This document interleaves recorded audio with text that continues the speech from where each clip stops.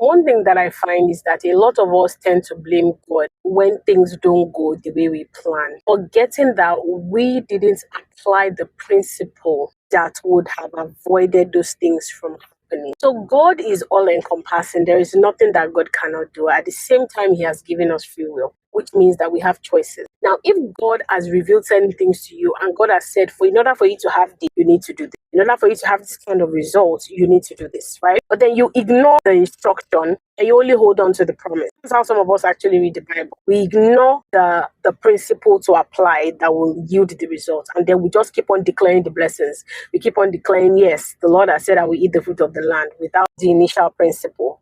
And then we end up blaming God for what is not God's fault. I think we need to start learning these important lessons that whatever it is that we are doing, so long as there is a principle that can be applied to get it done, whatever you are doing, do it as a whole. Stop blaming God for things that were literally your fault, because God will never force you to do anything. God doesn't force us. He gave us free will. So if you are declaring the blessing and you are not doing what you're supposed to do that will bring the result, then you can't blame God for the outcome. You can't. The Bible says faith without works is dead. Yes, have faith. Yes, believe. Yes, the Bible is very big. There are so many scriptures in the Bible that talks about blessing. However, faith without works is dead, which means that if God comes and meets zero in your hand, whatever it is that is bringing multiplied by zero is automatically zero. Principle application equals result. There's the room for mercy, don't get me wrong. There's room for God's favor and all of that, but we also have a role to play. Never forget that.